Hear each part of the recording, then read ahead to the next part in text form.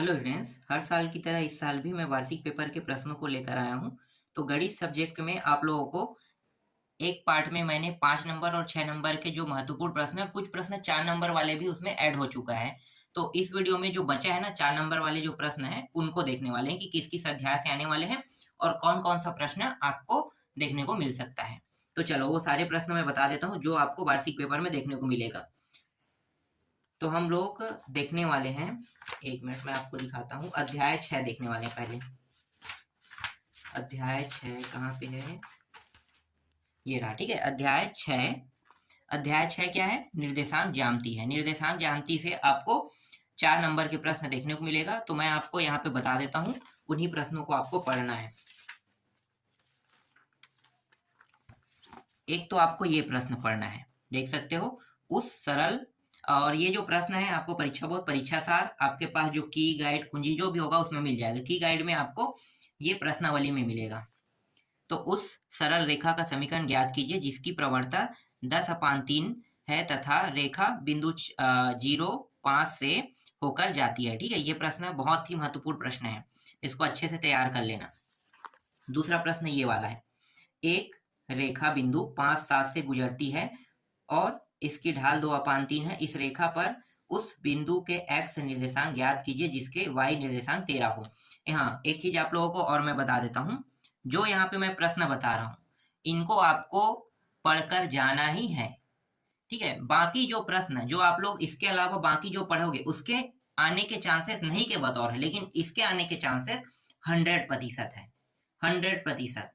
इसीलिए मैं आपको बता रहा हूँ, हर साल मैं बताता हूँ, हर साल मैं जो प्रश्न बताता हूँ वो हर साल फंसता भी है। इसलिए आपको नजरअंदाजी से नहीं करना है, आपको पढ़ना ही पढ़ना है इन प्रश्नों को। हाँ, कुछ मान को वो जरूर बदल सकते हैं, जैसे ये प्रश्न है तो प्रश्न में ये मान बदल सकता है। मैं ये नहीं कहूंगा कि ये पूरा का पूरा सेम टू सेम दे सकता है, सेम टू सेम नहीं देगा, क्योंकि ये गणित सब्जेक्ट है। गणित सब्जेक्ट में थोड़ा बहुत मान बदल दिया जाएगा, लेकिन प्रश्न जो रहेगा वो सेम यही रहेगा। जैसे यहाँ पे 5 को 4 बना देगा और इसको 3 बना देगा, है ना। 2 बट्टे को यहाँ पे कुछ और चेंज कर दिया जाएगा, यहाँ पे 13 को 10, 12 बना देगा। ठीक है, तो ये बदल के जरूर दे सकता है, लेकिन प्रश्न यही रहेगा। इसलिए जो प्रश्न मैं यहाँ पे दे रहा हूँ इनको आप लोग अच्छे से देख लेना। इसके बाद अगला जो प्रश्न है, निम्नलिखित रेखाखंड की प्रवणता और y अक्ष से अंतः खंड लिखिए कह रहे हैं, ये प्रश्न है, इनको देख लेना है आपको। इसके बाद एक रेखा बिंदु 7, 10 से गुजरती है जिसकी ढाल 5/6 है, ये प्रश्न है। अगला प्रश्न ये देखो, ये वाला, उस सरल रेखा का समीकरण ज्ञात कीजिए जो y अक्ष से 3 माप का अंतःखंड काटती है एवं जिसकी प्रवणता 5/4 है। देखो ये अंतःखंड काटती है वाले है ना, और जिसकी प्रवणता मतलब ये, इसे क्या बनाना है, एक समीकरण बनाना है। तो समीकरण बनाने वाला एक प्रश्न अगर आप देखोगे ना तो आपको इससे संबंधित 3-4 प्रश्न समझ में आ जाएगा। ऐसी ऐसी मैं आपको और प्रश्न दिखाता हूँ। देखो उत्तर आपको मतलब इसके लिए सूत्र क्या करना है, सूत्र क्या लगाना है। देखो अंतःखंड के लिए अंतःखंड का मान कितना, 3 दिया है ना, और यहाँ पे प्रवर्तक मान 5/4। तो आप लोगों को योगांतर वाला एक सूत्र, योगांतर नहीं क्या बोलते हैं, मैं भी भूल रहा हूँ, एक सूत्र है, उसी सूत्र का चलो इसे यहाँ पे देख लेना। ठीक है, ये प्रवणता है, यहाँ पे इस सूत्र का उपयोग करना है। देखो ये जो सूत्र है y बराबर mx+c, ये सूत्र जब याद रहेगा ना तब आपको इसको बहुत आसानी से बना पाओगे। ये सूत्र याद रखना, ठीक है। कब याद रखोगे, जब आपको यहाँ पे y अक्ष 3 माप का अंतःखंड काटती कहेगा एवं जिसकी प्रवणता 5/4 है, इस तरीके से रहेगा, तब आपको इस सूत्र का उपयोग करना है। तो देखो ये जो अंतःखंड का मान है जिसे c से प्रदर्शित किया 3 है और प्रवणता की मान 5/4 दिया हुआ है। तो ये जो c और m का मान यहाँ पे आपको रखना है और रख के हल करोगे तो आसानी से आपको एक समीकरण प्राप्त हो जाएगा। देखो आपको मैं पूरा दिखा देता हूँ। देखो यहाँ पे मानों को रख दिया है, रखने के बाद ये 5 यहाँ, ये जो 4 है इसका यहाँ पे गुणा हो जाएगा तो ये 12 हो गया, और y के साथ गुणा होगा तो 4y हो जाएगा, है ना। देख लो यहाँ पे 4y और यहाँ पे 5x और ये 3 चौक 12, तो ये 12 आ गया। देख लो एक समीकरण बन गया। और सभी को एक साइड अब ले जाओगे तो एक साइड ले जाओगे तो देखो ये इस तरीके से एक साइड आपको लेकर लिखना है। तो इस प्रकार से समीकरण हो गया। अब इसी तरीके के कुछ प्रश्न और है, जैसे कि देखो y अक्ष से 6 माप का अंतःखंड काटते हैं तो -5/3 ढाल वाली रेखा का समीकरण ज्ञात कीजिए। सेम बनेगा, ये आपको समझ में आ गया होगा। सेम वैसे यहाँ पे एक और है, उस सरल रेखा का समीकरण ज्ञात कीजिए जिसकी प्रवणता 7/3 तथा रेखा बिंदु 6, 0 से होकर जाती है। ठीक है, तो ये भी क्या है, समीकरण वाला है। ठीक है, लेकिन यहाँ पे इस बार क्या दिया, सिर्फ सिर्फ प्रवणता दी, अंताखंड नहीं कहा है। याद रखना यहाँ पे कहीं पे भी अंताखंड नहीं कहा है, अंताखंड नहीं कहा है, इसके लिए आपको करना क्या है, इसका जो हल करने का तरीका वो दूसरा रहेगा। ये जो मान है प्रवणता मतलब m का मान है ना, और यहाँ पे 6 और 0 दिया है, ये x1 y1 का मान है, x1 y1 का मान। तो आपको इस प्रकार से हल करना है, y2 minus y1 x2 minus x1। ठीक है, तो यहाँ पे y2 का मान, एक मिनट यहाँ पे मैं आपको और दिखा देता हूँ। देखो यहाँ पे मानों को रखा है, फिर ये सूत्र में रखने के बाद ये हल किया है, बस इसको आपको देखना है। ठीक है, यहाँ पे देखो ये वाला प्रश्न, ये अलग तरीके का प्रश्न है। y अक्ष पर एक रेखा बिंदु ज्ञात कीजिए जो बिंदु a 6 5 और b -4 3 से समदूरस्थ हो, कह रहा है। ठीक है, ये प्रश्न है। तो इसके लिए आपको ये वाला सूत्र लगाना है, x2 माइनस x1 और इसका वर्ग प्लस y2 माइनस y1 इसका भी वर्ग, और यहाँ पे पूरे का क्या करना है, वर्ग कर देना है। ठीक है, ये इस टाइप के भी प्रश्न एग्जाम में आपको देखने को मिलेगा। ये सेम टू सेम है, अभी जो मैंने दिखाया था, देखो सूत्र देख सकते हो यहाँ पे, ये वाला सूत्र। तो ये प्रश्न भी बहुत ही महत्वपूर्ण प्रश्न है। जो प्रश्न मैं आपको दे रहा हूँ, इन प्रश्नों को तो आपको देखना ही देखना है। ठीक है, ये प्रश्न भी देखो, यहाँ पे ये दो मान दिया है, मतलब क्या है, दूरी ज्ञात करने का सूत्र है। देखो अगर इस प्रश्न में दूरी ज्ञात करने या समदूरस्थ इससे बोलेगा तो आपको यही सूत्र लगाना है। देखो पी ये दोनों को बराबर करके हल करने के लिए लिखा है ना, तो ये प्रश्न देख लेना। इसके बाद ये 11वां प्रश्न और ये आपका अंतिम प्रश्न है। x तथा y में एक संबंध ज्ञात कीजिए ताकि बिंदु x y बिंदु 7 1 और 5 3 से समदूरस्थ हो, कह रहे हैं। ठीक है, ये प्रश्न ये अंतिम था। अगला अध्याय देख लेते हैं, अध्याय 7। अध्याय 7 में आलेख है, आलेख से भी 4 अंक के प्रश्न आएंगे। तो 4 अंक के प्रश्न के लिए आपको बस इसे थोड़ा सा देखना है। ठीक है, इसमें जितने भी प्रश्न हैं उन सभी को देख लेना, यहाँ से एक प्रश्न आएगा ही आएगा। ठीक है, तो यहाँ पे ये प्रश्न आप देख सकते हैं, एक व्यक्ति ने अपनी गाड़ी में 5 लीटर पेट्रोल भरवाया, 5 दिनों में बचे हुए पेट्रोल की मात्रा व दिनों को निम्नांकित सारणी, देखो यहाँ पे दिनों को है ना, निम्नांकित को निम्नलिखित सारणी में दर्शाया गया है। ठीक है, ये प्रश्न है। इसके बाद मैं आपको अगला प्रश्न दिखा देता हूं, देखो ये वाला, इसको देख लो। मूलधन 300 रुपये पर 5% वार्षिक ब्याज की दर से 1 2 3 4 व 5 वर्ष के लिए साधारण ब्याज निम्नलिखित सारणी में प्रदर्शित है। ठीक है, इस तरीके से सारणी दिया है और आपको ग्राफ तो बनाना है ना, मेन चीज इसका ग्राफ बनाना। ठीक है, तो ये बहुत आसान है, ग्राफ आप पैमाना मान के बना लेना। आप इसको आपको ये अच्छे से समझना है, समझने के बाद ये आसानी से प्रश्न बन जाएगा। इसके बाद ये तीसरा प्रश्न देखो, x के विभिन्न x के विभिन्न मानों के लिए x का वर्ग का मान ज्ञात करके x और x का वर्ग के मानों के बीच एक आलेख खींचिए, कह रहा है। ठीक है, एक आलेख खींचना है, x का मान -4 और +4 पूर्णांक संख्या। ठीक है, ये प्रश्न है। इसमें भी आपको क्या बनाना है, ग्राफ बनाना है, इस प्रकार से देख लो। ठीक है, इसके बाद अगला प्रश्न देखो, यहाँ पे है वर्गों की एक भुजा की माप व उसके परिमापों को सारणी में प्रदर्शित किया गया, सारणी आंकड़ा आलेख बनाइए, कह रहा है ना। तो यहाँ पे आप देख सकते हो ये पूरा का पूरा। ठीक, यहाँ पे इस प्रश्न को भी देख लो, ये भी वही है ना, सेम टू सेम है, सेम टू सेम ग्राफ ही बनाने वाला है। पूरा प्रश्न ग्राफ से संबंधित है और ये प्रश्न इसके आने के चांसेस नहीं के बतौर है, लेकिन इसमें प्रश्न कम है तो आप इसको देख सकते हो। इसके बाद ये वाला प्रश्न देख लो, 7वां प्रश्न। ठीक है, अनीता ने अलग अलग लंबाई की पाइप से वाद्य यंत्र बनाए, पाइप की लंबाई सेंटीमीटर व ध्वनि, ये प्रश्न भी इसके आने के चांसेस नहीं के बतौर है। 6वां और 7वां जो प्रश्न मैं अभी आपको दिखा रहा हूँ, इनके आने के चांसेस नहीं के बतौर है, लेकिन इसमें प्रश्न कम है तो एक बार ये देख लेना। ठीक है, ये है और ये रहा आपका अंतिम प्रश्न। ये आपको आसानी से परीक्षा बोध परीक्षा सार में मिल जाएगा और इसके भी आने के चांसेस बहुत कम है। ये 8वां प्रश्न जो है, जो शुरू के 5 प्रश्न है ना, उनमें से 5 में से कोई एक ज्यादातर आएगा प्रश्न। इसके बाद मैं आपको अगला अध्याय बता देता हूं, अध्याय 16 है ना, अध्याय 16 से आएगा।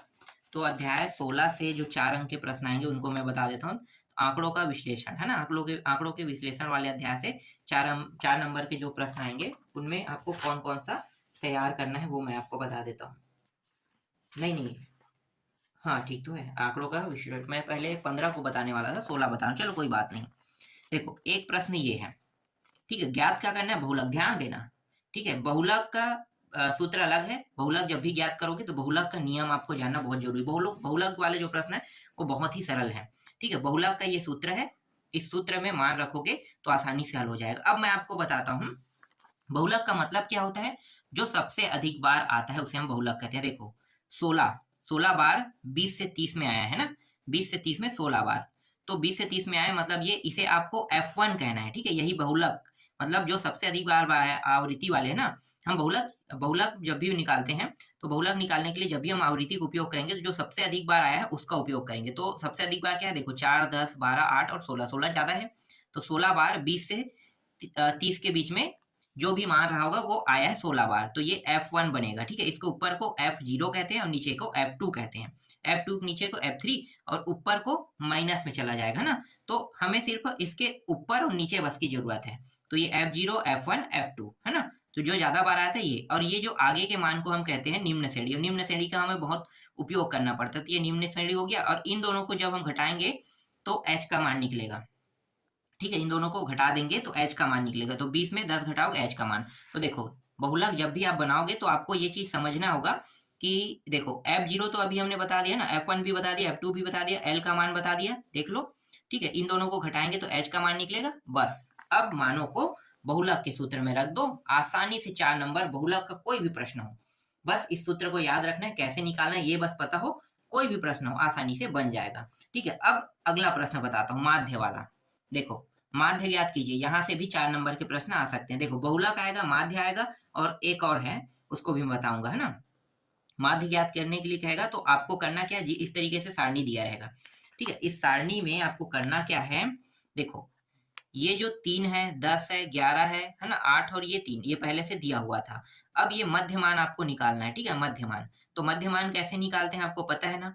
देखो मध्य मान निकालने का तरीका है, ये दोनों जो मान है इनको जोड़ दिया जाता है, और जोड़ने के बाद हमेशा माध्य ज्ञात करने वाला अगर इस तरीके से सारणी दिया रहेगा तब आपको करना है ना। माध्य ज्ञात करने के लिए इन दोनों को जोड़ना है, जोड़ने के बाद 2 से भाग दे देना है। तो 2 से भाग करेंगे तो 50 आ जाएगा, इन दोनों को जोड़ेंगे 100, 100 को 2 से भाग करेंगे 50, इन दोनों को जोड़ेंगे तो कितना होगा, ये हो जाएगा 6 दूनी 12, 120, 120 को 2 से भाग करो कितना होगा 60, है ना। सभी को ऐसे ही किया गया है, देख लो। तो ये मध्य मान निकल गया। अब मध्य मान आया ना तो फिर इन दोनों को गुणा कर देंगे, इन दोनों को गुणा, तो देखो 50 और 3 कितना हो गया 150, 60 और 10 कितना हो गया 600, 70 और 11 कितना हो गया 770, ठीक है। सभी को इसी तरीके से गुणा कर ले, फिर इन सबको जोड़ दिया गया है, फिर इन सबको जोड़ के ये निकला है, और इन सबको जोड़ेंगे तो सिग्मा एफ का मान निकल जाएगा। समझ में आ गया ये, हमें बस ये बारंबारता और ये इन दोनों के जो गुणा से जो मान प्राप्त हुआ है इनका ही हम उपयोग करेंगे, है ना, माध्य ज्ञात करने के लिए। माध्य का सूत्र ये है, बस इसको इससे भाग दे देंगे, तो देख लो 24 इसको भाग दे दिए, और यहाँ पे कुछ निष्कर्ष है, तो निष्कर्ष आप देख सकते हो, मैंने इसे बहुत ही बारीकी से आप लोगों को पढ़ाया है, तो निष्कर्ष आपको समझ में आ ही जाएगा, ठीक है। ये प्रश्न हो गया। इसके बाद आपको अगला प्रश्न पढ़ना है ये वाला, देखो यहाँ पे है, देखो समांतर माध्य कह दिया, ये भी वही है, माध्य अलग नहीं है ना, समांतर माध्य।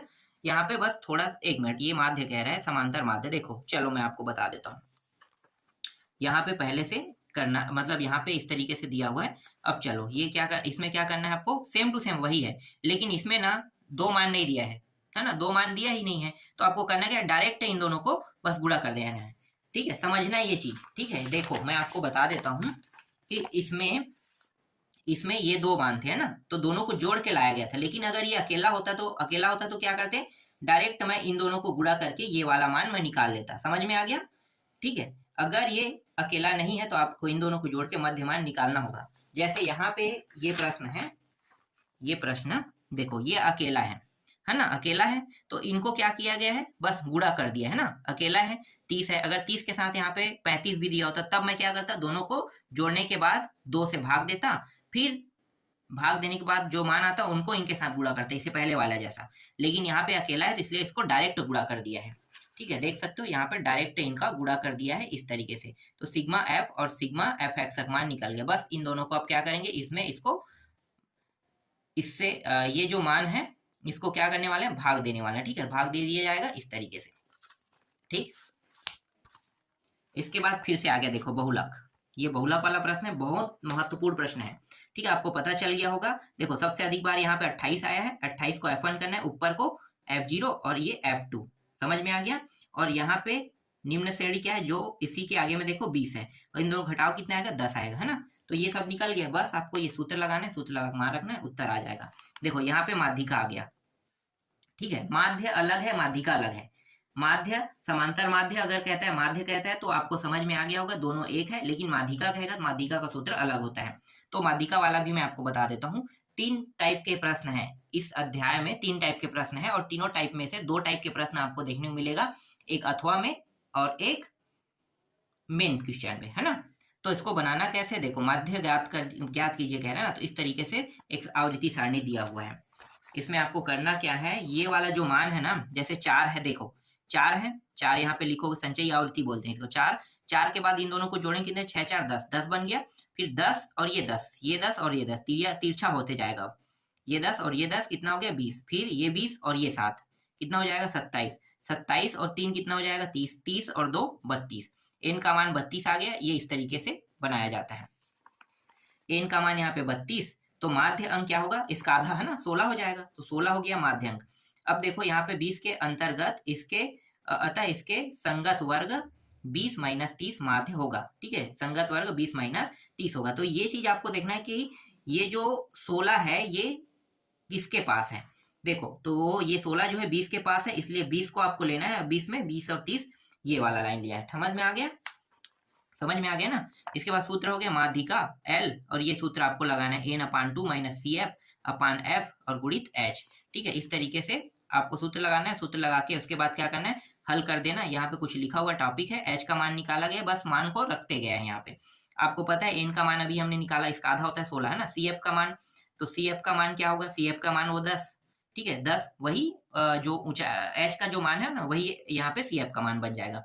फिर यहाँ पे F का मान, तो F का मान यहाँ पे देखो ये रहा 10, है ना। यहीं से पूरा यही लाइन से ही लेना है सबको, दूसरे लाइन से लेना ही नहीं है, ठीक है। तो इस तरीके से, और यहाँ पे ये देखो ये आ गया, और ये हल करोगे तो उत्तर आ जाएगा इस तरीके से, ठीक है। इसी तरीके से एक प्रश्न ये है, ये भी बहुत महत्वपूर्ण प्रश्न है, ठीक, इसको देखना।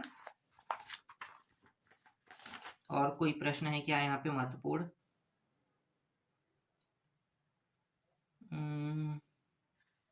माध्यिका ज्ञात कीजिए इसमें है।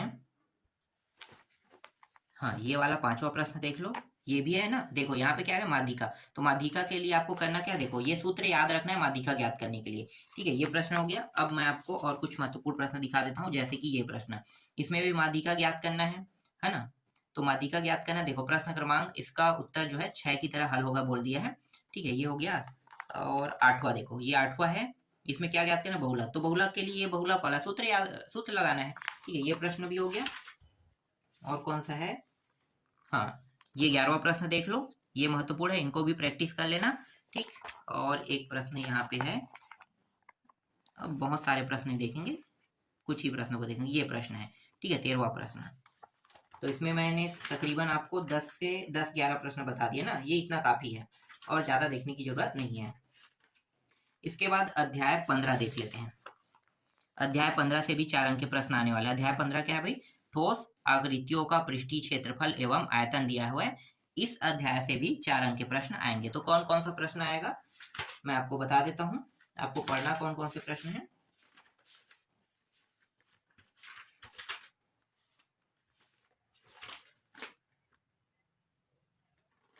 प्रश्न कहाँ है, देखो इस अध्याय से कुछ प्रश्न जो है इस टाइप के भी आएंगे, जैसे ये एक प्रश्न हो गया, है ना, दूसरा ये हो गया। और अगर 4 नंबर में देखा जाए ना, तो 4 नंबर में मैं आपको डायरेक्ट बता देता हूँ, ये थोड़ा 2 नंबर 3 नंबर वाला हो रहा था, 4 नंबर में देखते हैं डायरेक्ट, 4 नंबर का प्रश्न कौन सा, ये है, जैसे कि ये प्रश्न है 4 नंबर, ठीक है। एक गोले का आयतन ज्ञात कीजिए जिसकी पृष्ठीय क्षेत्रफल 154 वर्ग सेंटीमीटर, ये प्रश्न है, ठीक है। ये बहुत महत्वपूर्ण प्रश्न है, इस प्रश्न को भी देखना है आपको।